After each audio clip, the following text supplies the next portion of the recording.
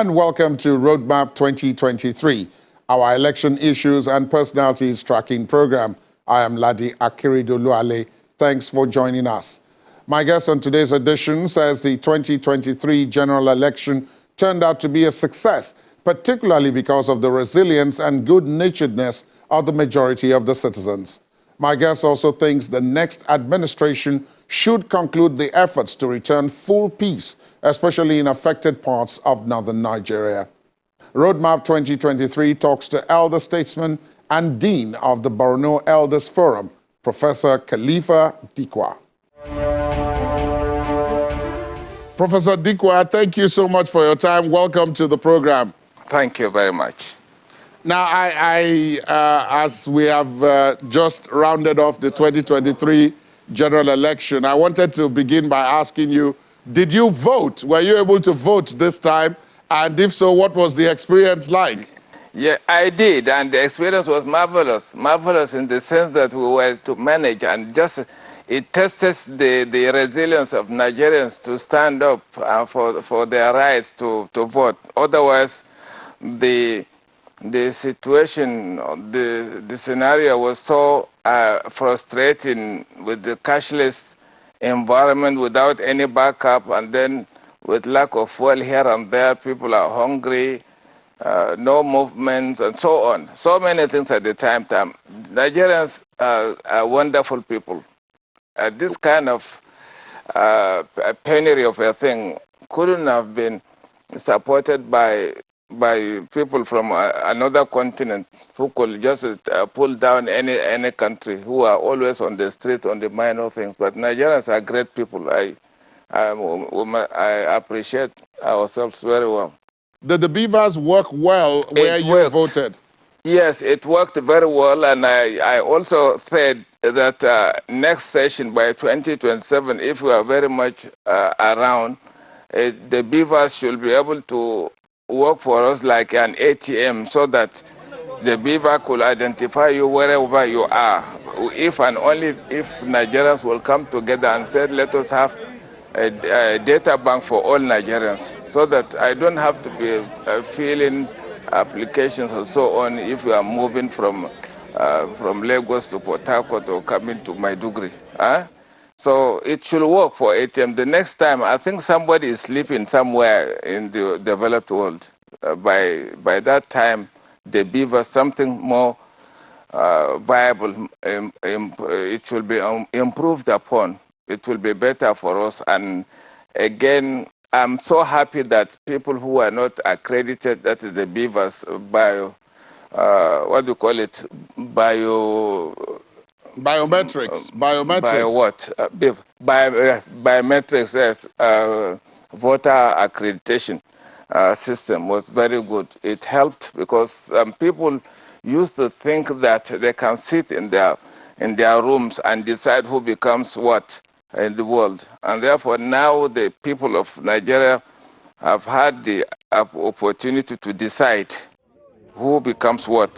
And that is excellent, something that will knock out the concept of amassing a lot of money, the sources of which nobody could determine, but only to come at the end of 4 years to get some people to make the noise, settle some people here, compromise others, the system and so on, without even going through with the stuffing and so on. I remember I just laughed at a particular town in south that used to have millions of almost 98% of voters and so on. This time it was about a matter of 3,000-4,000 and so on. I said, now wow.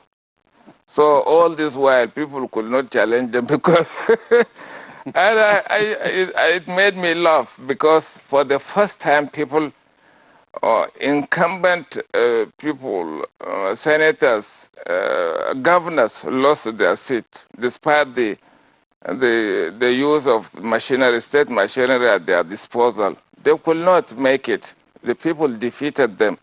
And that makes the average Nigerian, the ordinary Nigerian, happy to feel that they are the real kingmakers, not the other way around. In the prior to the beavers, to the miracle of beavers, we used to have emperor governors now. And even those who are running for, even the ministers were acting like emperors. Some of them will not even talk to you. You are asking questions. You send text messages to them as our country and so on. Nobody will. There's so many things happening in their own domains. They will not bother to talk to you. Some ministers may not be seen at all. In 1-2 months, they are globetrotting with official passports.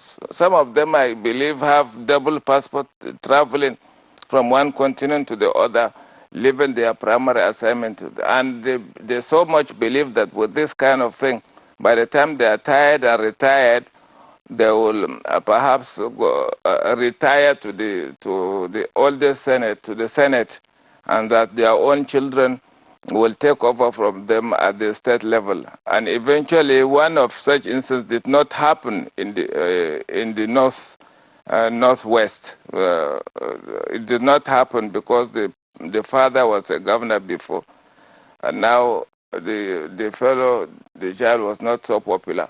Let me ask you, Professor Dikwa, let me ask you about the national situation. Yes. I'm happy you talked about, some of the good things that have come out of the elections, but I'm sure you know that nationally, at the end, when the results were eventually declared, there was a lot of contention over those results. There were those who said that the entire process was tainted by the fact that in spite of INEC promising that you would be able to vote and view the results, almost immediately on their own portal, which they described as IREV, that didn't happen, and all of that. Do you think that tainted the outcome of the election? Listen, there are some people who are ready to complain even before the elections are held. They are just addicted to complaining, to going to court. Some people can never be satisfied unless they win. The gallantry, the small sportsmanship is not there with them. Most of them, they are complaining simply because they have lost. Until they win, INEC is not good. If they lose in the court of law, they say the judiciary is this and that.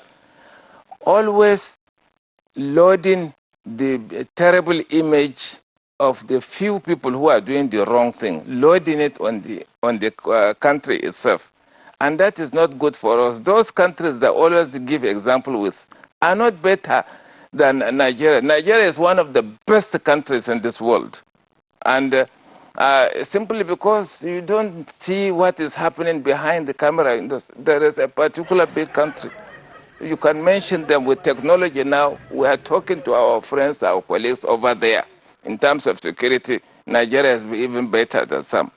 And how many shootings on daily basis? We are improving. We are now using our own ability now to do the right thing. Nigerian people are now deciding who becomes the governor, who becomes the president. Now they cannot mess up with Nigerians again in the next 4 years. They have to sit up and work at the National Assembly when you see almost empty, simply because nothing happens to them at the end of it. But now with these beavers of a thing, something will come that will be better than the beavers, improvement on it. And they will sit up, Nigerians will be able to check what they are doing over there. Nigerians should be able to decide. This is the ideal thing, is we are getting to the real definition of democracy, for the people, to represent the people for the people. And that is it. Otherwise, in the past, it was just a matter of just investment. They go in there, never to go back, to come out, never to allow anybody to come. They never allowed the youth to even get mentored. They stayed there, and they are not ashamed of all, because these people who are now 70s, who are older than us, were mentored by those older than them. They were only in their own 20s. Some of them became ministers and so on, heads of state at the age of below 40. But they did not replicate. They did not do the same thing as it was done to them. They are just there to enjoy their own generation, the generation of their own children, and now set to enjoy the generation of their grandchildren until beavers came. So look at this, the movement that came with the youth, the Labour Party that you call kids. And again, the NPP again that came from behind. Look at the magic, the miracles they did. Indeed. I knew that it was a movement, but it's a threat. It's a threatening movement that Labour did, because I knew that even if they had won the presidency, there was no way they will work. They will be allowed to work, because these people will conspire. All the big masquerades will come together and impeach them the way they did it to Balarabe Musa in Kaduna when he was PRP. Others were NPN at that time in the Second Republic. I knew that they couldn't have done it without winning the assembly. But next time, if such a thing, it will make, and the other part is that it took the places of their traditional parties. It took the place of PDP in the southeast and south. And the funny thing is that there were people who could not even differentiate between the PDP and Labour, and they were told to vote for a Labour Party. If they don't do so, I say, allegedly people were saying that if you don't vote for Labour Party, the blood of Jesus will clear you. And they all voted, and the next one for the governorship, you vote for X, Y, or Z. They said, we don't know how to reverse, so we only go further. They voted the way they wanted, because they said there is another one with fruits. And said better we get the fruits, and then perhaps for our family to start enjoying after many years of wahala there.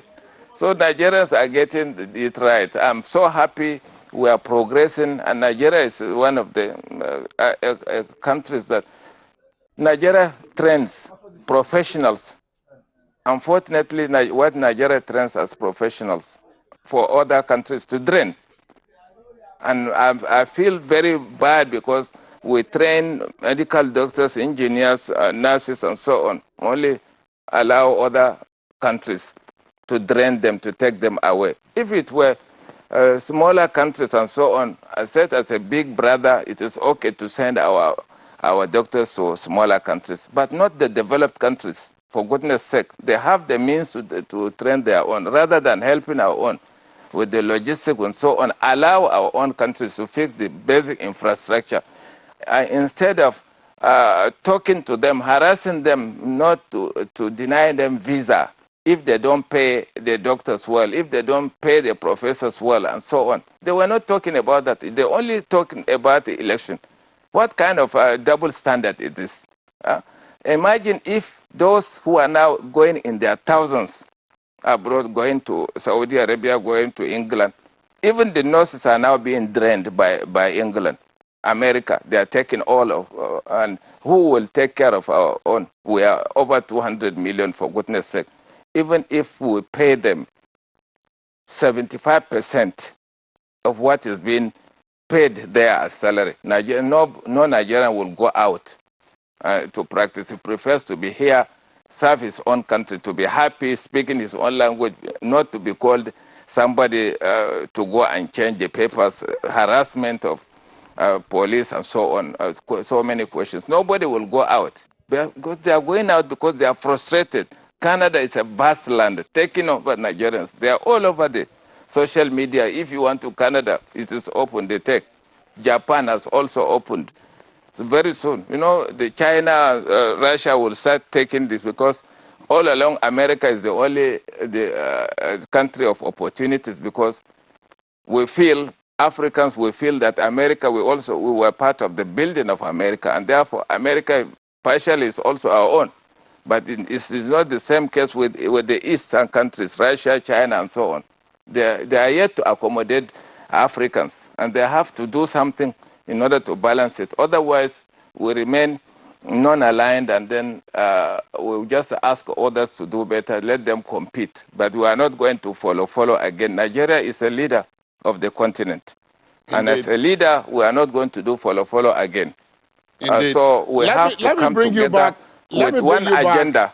let me Yes. bring you back to, I Yes, like the my train dear. of thought, but let me bring you back to, where, the elections. In Borno State, where you are, Yes. and, so quite a number of people were surprised at, the voter turnout for the election, because they said, oh, from Yes. Borno, we were always hearing about Boko Haram and all these security challenges and bombings and attacks and so on. But yet, during the elections, quite a number of the voters were able to come out and vote. What was responsible for that, do you think? I mean, as someone who is on ground there. Yes, some of us are responsible because some of us are always on the radio talking to people that we need the votes. People should come out in order to appreciate the sacrifice this fellow, this young man, as a governor, is doing. Nobody, nowhere in the world where insurgency was curtailed without inviting foreign troops, with a governor risking his own life in order to return the IDPs back to their ancestral home. It has not happened anywhere in the world. It is only where the Secretary of the United Nations will come and see the opposite of what is being said outside in the media, negative things about Nigeria. This one has been killed, the other one is gone, and so on. An insurgency that has been imported, everybody knows, and it is invited, and those people are not ashamed of creating insurgency for us in order to sell weapons, to kill Africans and so on. They are only interested in the resources. We were out, Nigerians, people of Borno were out in order to show appreciation to the leadership.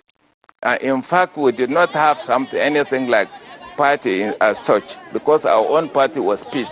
We were always out for peace. So if you have somebody who is driving and others who are those within government and those of us who are outside and shouting, telling them you are not doing the right thing, you are doing wrongly, and they take advice. And again, boys who are in the bush, we just talk to them on radio.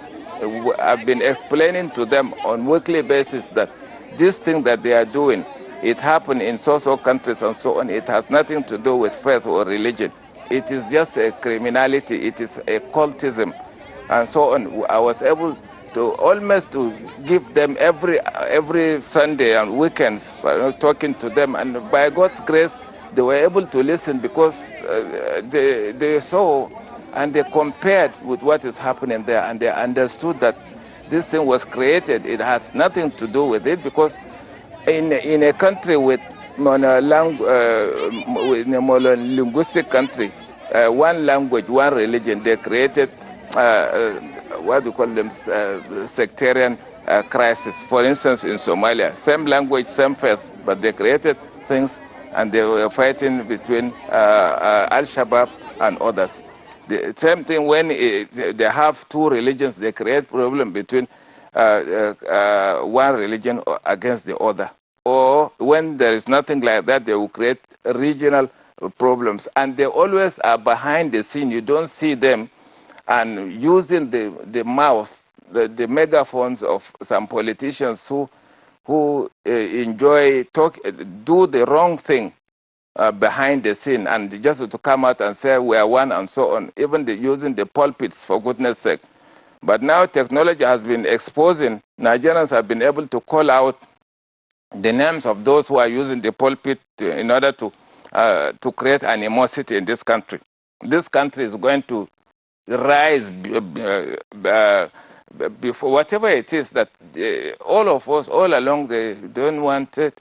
They don't want Nigeria to fix its basic infrastructure, for instance, to have all over, to have railways within the system, waterways, and everything working, electricity.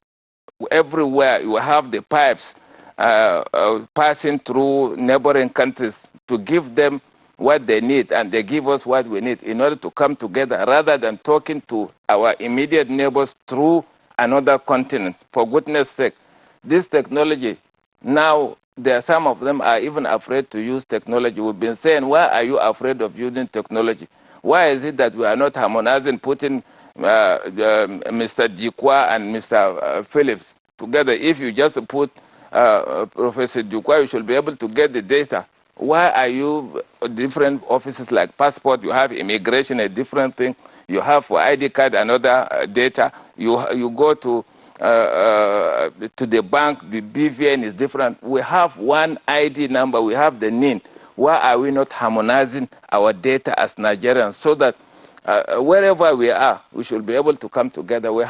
I know that with colleagues who are telling me outside, some Nigerians, when they go to some developed countries, they go with a different name. They don't even report to the embassy. I remember also some of us with bad habit who do not see anything good in their own country will do the wrong thing. I remember in 1984 I was in Paris for final year or so. The foreign minister at that time with today's Professor Gambari, the chief of staff to the president, who visited France. And what he was saying there, it was being translated deliberately. The person was saying the opposite of what Professor Gambari as a minister was saying. When I inquired, it was mere politics. And I didn't like it because I was not happy. Why do you call this thing? Are those countries built by angels?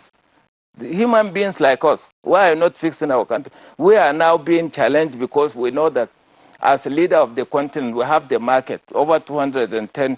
It's not, no country in this world can do anything with Africa without thinking of Nigeria first. No country.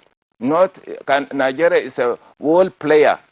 They had better understand that Nigeria can sit down one day and decide to say, whoever does not like the country is free now to belong to the other place. But please stop abusing our passports.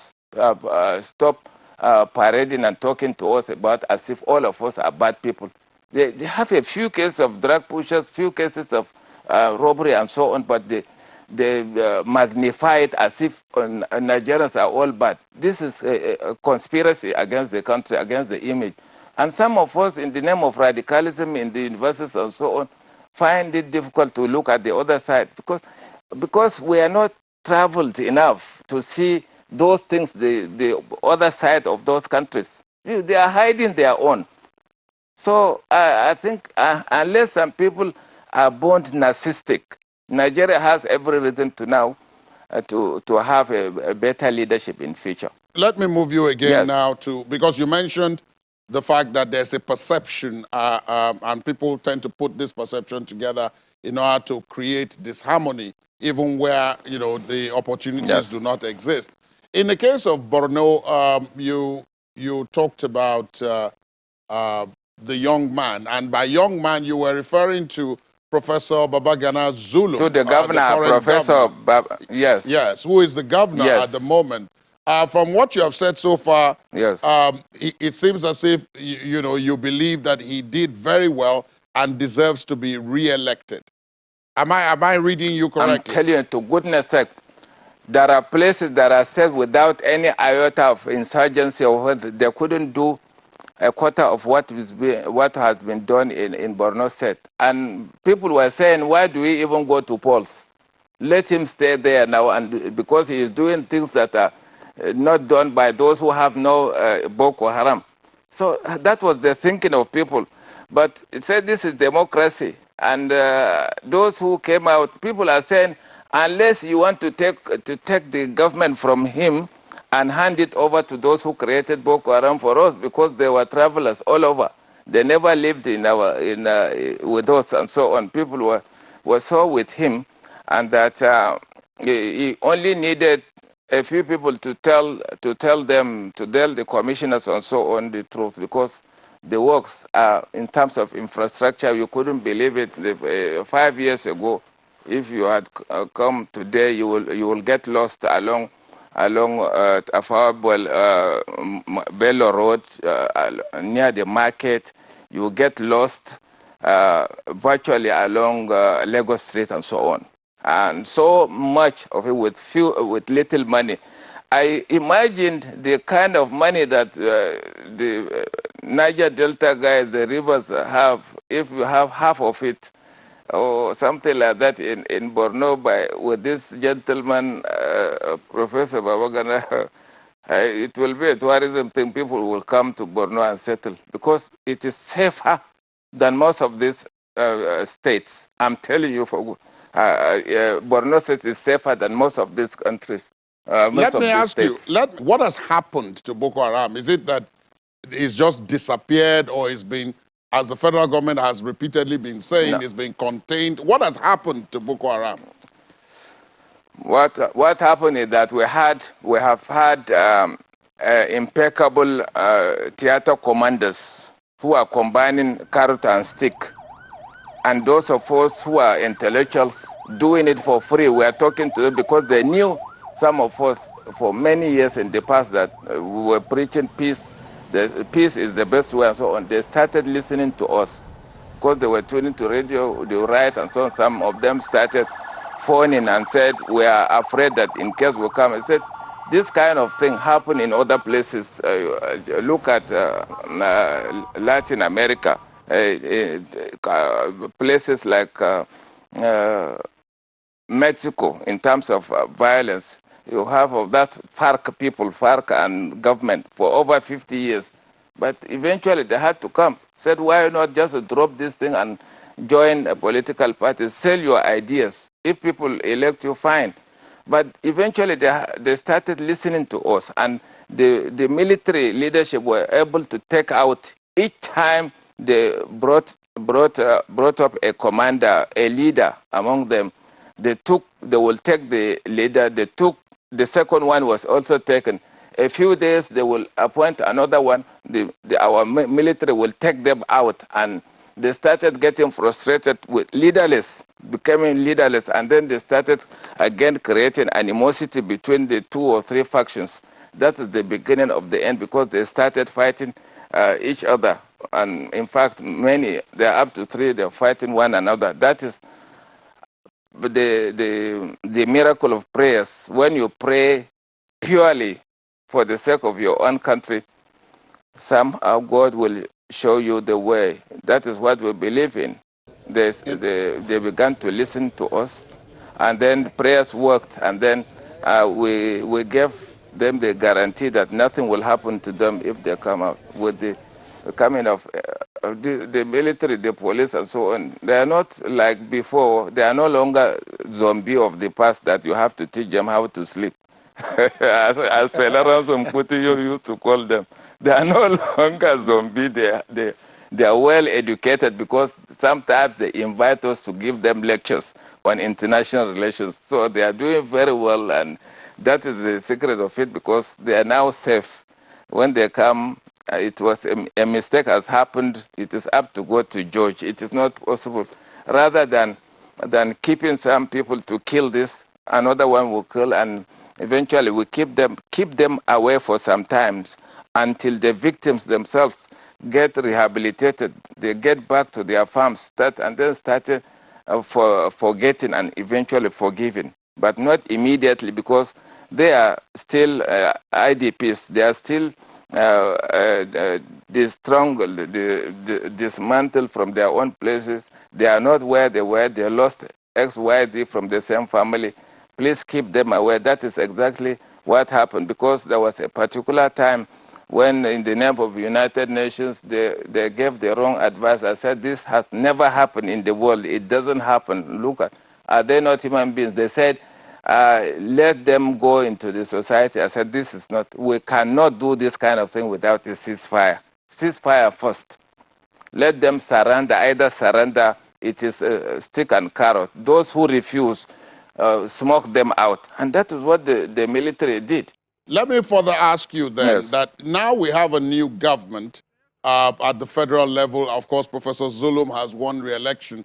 But at the federal level, you have a new government, and one of your sons in Borno State is now the vice president-elect. He was Professor Zulum's predecessor in the office as governor of Borno State. What do you think the federal government can do, the new incoming federal government can do to make what you have just described as the process of, containing Boko Haram in Borno State more permanent? What kind of assistance, what kind of strategy I'm telling you. can they put in place to do this? It is just a knowledge, because if wishes were horses, this kind of person, as a governor of Borno, said, becoming the vice president and so on, will listen to us. Whatever we write, he will listen and work with it. We will be able to tell him the bitter truth, because we write behind the scene. They will look for it. That was exactly the secret. Not that they had the monopoly of knowledge, because we were advising them. So they will listen. They are not going to hide themselves. Sometimes a big country like Nigeria, you see a minister not visible in one month, not visible 2 months. We have invisible ministers in this country. And again, when it is only in Nigeria where it is amazing. You are complaining, the people of this country complain, nobody will come out and talk to them. Nobody, somebody, an appointee, for instance, say, don't do this kind of thing without a backup to fall back on it, like a redesign of the money and so on. Don't do it. Don't surrender to technology without something to hold on to in terms of document or some. Technology can crash anytime, because we do not have monopoly of technology, but somebody will do it just like that without a backup for everybody to suffer. Eventually, people have their own money in their accounts, but they are hungry. They are dying. Many casualties happen, and nobody is punished. But this kind of thing that people do the wrong thing and they are not punished for the wrongdoing is not helping us, because the law should apply to the big and small. They cannot be above the law. We have to be tough. And with these people who are intellectual, somebody now, Kashim, the happy thing is that the president-elect has always said it and practically shown that he is not afraid to take people who are more knowledgeable than him, who know better, rather than some politicians who don't like anybody with brains, who prefer somebody with weakness and so on, so that he remains. He keeps them as a spare tire. The combination is good, because the security of this country is in safe hands, because we are going to use technology. Wherever we are, we will write it, and they must listen to us, because we are not going to play politics with security, education, and health care. These are three basic things that Nigerians should have it for granted. Imagine, for goodness sake, people coming from, in the name of United Nations, European Union, advising you to do one thing, and then they do the opposite at home. Imagine asking everybody to pay from primary up to university, and you expect them to be patriotic, to love the country. After all, you force their parents to pay for everything. You pay for electricity. You pay. What is the country going to give you? Are the resources not belonging to them, to the people? This kind of capitalistic nonsense is not helping our country. That was exactly this wild capitalism that killed America. America is not safe because of this. They are now broke and using usury interest that killed everything. Because you have to invest in the youth so that they feel responsible. They feel that they have a bond to give something back to the country, to the society. But when you ask them to pay for everything, education, water, electricity, and all the money being pumped, they always see it on the pages of newspapers, but they don't see improvement. They connive to buy over the national assets, but you don't see improvement. And they all go back to the same government to give them money to invest again. You don't see improvement. There are people, masquerade, or what we call them, gorillas, who are not visible, who will not allow Nigeria to fix its electricity needs. We are still talking about less than 10 for all these years. At one time, $16 billion was sunk. It has not happened. The same government at that time killed our own telecommunication system and allowed foreign companies to bring their own telecom companies to decide the tariff, the price they wanted, instead of keeping our own, like Nigeria Air was, so that the competition will come. Nigeria can sell 40% of it and keep 60%. or even keep for 51 and sell 49%, so that Nigeria decides the prices. But selling it this wildly, all this nonsense that they call it, some of them are deceitfully, fallaciously telling people that government has no business in business. This is a fallacy. This is a deceit. Government is for service. Give the people from childhood to know that they have a country they can call their own, they can be proud of. Give them something that they will never forget. But right from kindergarten, they pay. Everything is paid. Every movement is paid. How do you expect them to feel the love of this country? So we have Professor to bring Dikwa, in Professor Dikwa, a better social system. Yes, Professor yes, Dikwa, I wonder, you mentioned the youth, and, earlier on you talked about the new political forces, the NNPP and the Labour Party. In the case of Borno State, and in much, or even if we extend it to the northeast of Nigeria, neither of those two political forces made any really deep inroads in the states. I mean, if we start off with Borno, for example, Labour Party, they made no we didn't inroad. have opposition. Yeah, there was no inroad for Labour Party, no inroad for NNPP. Why? The insurgency has taken away anything opposition. I earlier told you that our party was peace. All of us were for peace. So we got somebody who listens to us, who respects the knowledgeable, who is family out to serve the people, not interested in tomorrow the way others do.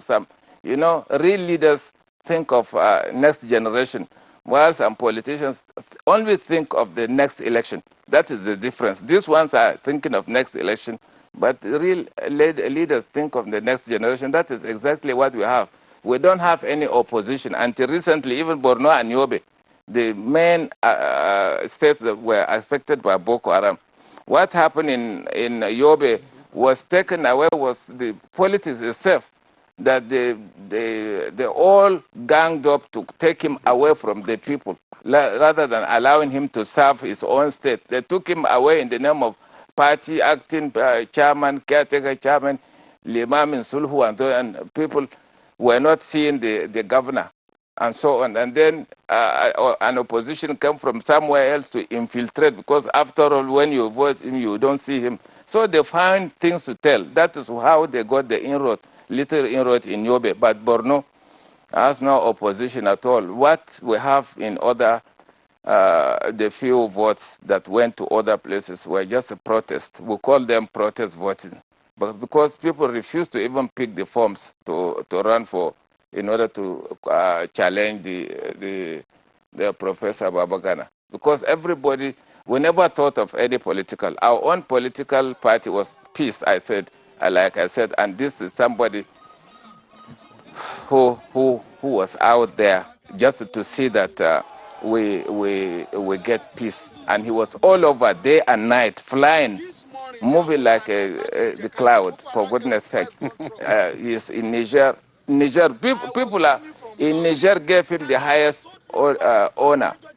This is an honor that is normally given to heads of state because of the contribution. He goes there to see the IDPs in Niger. He will go to those who are in Chad to see them, and then move over to Cameroon, which he will go to Minawao to talk to them, sit down with them, eat with them.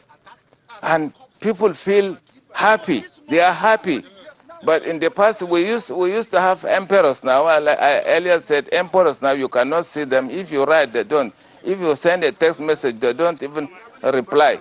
Even if you are on the same platform, they only read whatever they write. They are so, I don't know, is it politics or the little coins that they have that makes some of them arrogant despite their knowledge? Knowledgeable people are supposed to be easygoing now. They are supposed to be simple. They are supposed to be accessible. They should be able to talk to the people, create whole towns meeting in order to address certain things. When you give a box, you write the work on it. Opposition in the Second Republic, we had GNPP, NPN. It was tough. Our own Borno here, used to talk to Lagos there, because Lagos was UPN, Borno is GNPP, and NPN was the federal government. Even to pay salary, Borno was talking to Mohammed Goni was talking to Latif Jakande in Lagos. We have in Borno, we had secretary to the state government, a Yoruba man. We have the chief judge, an Igbo man. We have everybody. It was the real Nigeria. It is only these politics that came now. They started creating dichotomies, differences, and so on. When you get good governance, when you get people who think beyond their nose, all these little things, differences will just vamoose will disappear. What do you think? What do you think we should do now? What do you think we should do now in terms of foreign policy? Because you mentioned Niger there, and that brought me the origins of what, you know, eventually Boko Haram became. You know, in terms of allegiance to Al Qaeda, ISWAP, and so on, did not originate in Nigeria. It was, as you said, imported from outside of Nigeria. So our neighbors are important. Yeah, our neighbors are important. Yes, our neighbors are important. Yes, Chad, Niger, Cameroon. Our neighbors, what do we do? What do we do in terms of foreign policy? Chad is the only. Yes, Chad is the only country that can fight this guerrilla warfare, because they have been in war since independence. The first leader was Ibrahim Abacha. Also, you know, we belong to the same empire, Kanem Borno Empire, prior to the Berlin Conference of 1884 that divided us like a cake. And just like the way you have Badagry, you see people of Benin Republic, the continuation. The white men deliberately divided us, the same culture, the same language, the same people. They just gave French to all of the countries surrounding Nigeria, but kept Nigeria alone in English and discouraged Nigeria from learning some French. Those in Francophone countries, they know some English, but it was a military president who said, let us learn some French, and an elected government came and removed it along with the PTF, as if that one was not enough. Everything done in the name of putting the right thing for Nigeria was pulled down and so on, and revoked so many contracts and called it something loot and other. The truth will eventually come out, but eventually our neighbors need the support of Nigeria. How? As a leader, we have to come together, appeal to those countries that have influence, too much influence over our neighbors, to allow them to have it their way. Don't divide us along linguistic line, to say Francophone or Commonwealth. Why is it that France as a country should be prevailed upon to act like England, allow them to also prosper, so that we can phone directly as neighbors, rather than going through another country, keeping the grip. Things are changing. The world order is changing. Americans have been telling them, Americans and even Italians are saying, you cannot continue to do the same thing, because the youth are no longer interested in keeping quiet. They will. So our neighbors need our support. If possible, we sit together as ECOWAS or regional organizations, petition the European Union, petition the United Nations, and take to diplomacy. Diplomacy is the best way, because we will tell them, we give all the evidence, because the evidence are today, the pieces of evidence are too enormous, are too many. Even if the mainstreams do not talk, the media don't talk about it, it is now obvious that those things were created and imported and planted for economic reasons. They have nothing to do with religion. It is the same thing, the same ideology created with a very imbecilic system of making people robots with drugs. It is called somewhere Al-Shabaab in East Africa, the same mujahideen that metamorphosed into Taliban. We have, I don't want to call the names of those one here, one in West Africa, the other one close to us. I don't like calling them because some media are also propagating them, giving them too much attention. You give them their names as if this one is titled this and that. They are ragtags. If some people are not playing politics with the security, there's no way this can stay for more than 1 year. It is not possible because these people, the real official Boko Haram, are within the government. One president in the past even said it, that we are actually dining with Boko Haram because it is money. It has become industry. And early enough, prior to the beginning of this insurgency, I warned about it, that it was going to change into so many forms of violence, including kidnapping, insurgencies. So I warned about it long time ago because as I was returning from Europe, I couldn't hide my feelings. I started talking to the country that we have to prevent this thing from happening. But they refused to listen. They refused to heed. In fact, the government, a particular government was fighting me because I was able to expose the deal they had in another country, in a European country. They weakened that particular government, weakened the security system, opened the gate, took away the weapons from our military. A military that has been one of the 3 best militaries in the continent. Nigeria's military is one of the 2 best militaries in the continent. Yet it was allowed to be humiliated. Some of us wept in our rooms because we were being applauded everywhere in the world. And all the peace mission operations, Nigeria came top. We were applauded, we were appreciated by the entire world, be it Lebanon. We went to Congo. And that particular thing in Congo that the first prime minister, Prof. Balewa, had in his speech about Congo, restoring peace to Congo. That particular Congo is still fighting this insurgency with over 123 militia groups. Congo and Nigeria will have been in the same boat, but Nigeria was lucky they had to have escaped. Every 4 years, under a democracy, they will attempt to do. Some of them even contemplated splitting Nigeria by 2015. They failed. 2019, it did not happen. They were so desperate to make it in 2023. Again, they failed.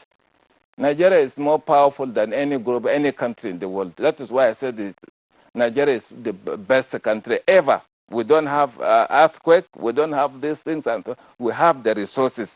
But when are we coming together to put aside the differences that can do without,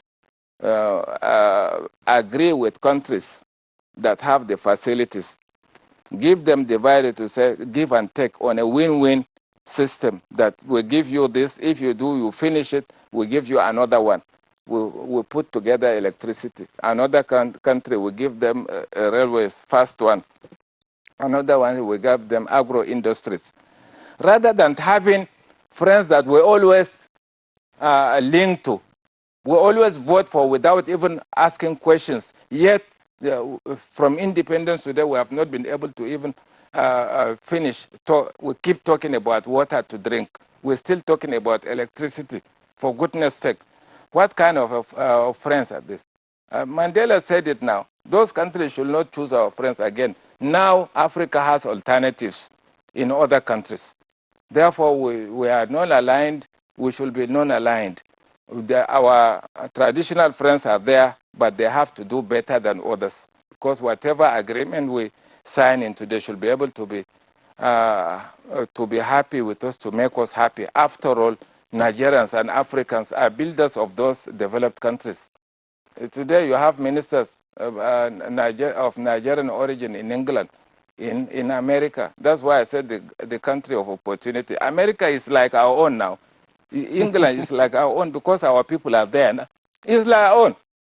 So if they know that we are also contributing to the economy, why don't they allow us to put the basics so that our children don't go and die in the sea trying to cross over to Europe or die in the desert? For goodness sake, this kind of thing, we have to face the reality. The United Nations should be made to now sit up and say, hey, enough of this.